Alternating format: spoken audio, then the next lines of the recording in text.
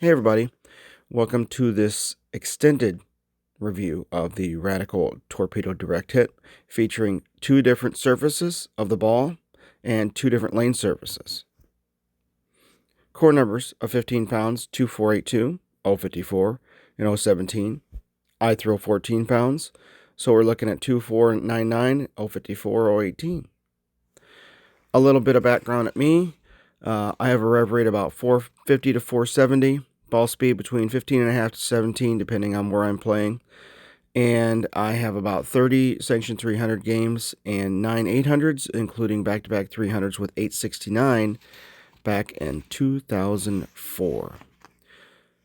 So the first place we're bowling at, the first center, is Plaza Bowl of Clinton, Iowa. The lane surface there is Pro-Am lane, which is one of the lowest friction lane surfaces. I am throwing the Torpedo Direct Hit out of box, so it's got that compound on it. So it's pretty slick surface on a pretty slick lane bed. So I'm trying to stay in the track zone to see how I can use this part of the lane to my advantage, because honestly, I wanted to stay in the track zone and keep my angles closed. That's why I purchased this ball. On the lower friction lane surface, as you can see, it tends to go past the break point pretty quick. This is right after a trios league, so it has some lane transition, but it was fresh before, and then it had that trios league. So, especially on this lane surface, I had trouble getting the ball to go through the pins, continue, I should say. I did a lot of tricks with my hands, tried to go up the back of the ball and rotate a little bit. But here we are, we've moved to the second center, which shows AMF HPLs that were installed 28 years ago. AMF HPLs, especially the older ones, are the pretty high friction surface. This bowling center is Big River Bowl in Davenport, Iowa. I also changed the surface on the ball here to 2K. It's a 2000 cover stock change. And as you can see from the first center I showed to the second center, this center forces me actually to be more left. Still pretty slow motion overall.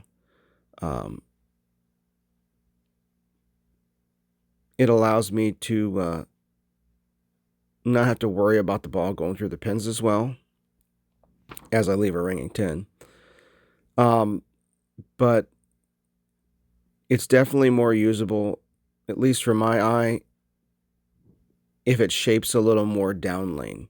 Yeah, I do want to stay more up the lane, but the more up the lane I stay, the less continuation the ball sees, and I'll plaque 10 forever.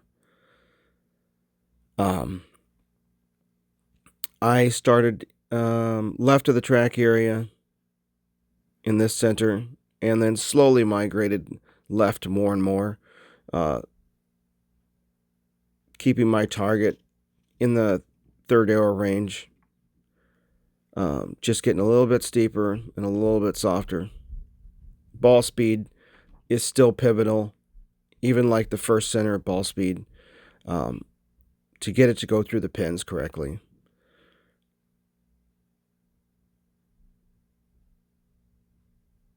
Some crazy hits, some solid 10s, some good continuation, and some bad continuation. I forgot to mention, this is also on a broken down league shot. They had not run for the league for that night yet. This was filmed at like 1:30 on a Friday. So the Thursday night league had bowled on this.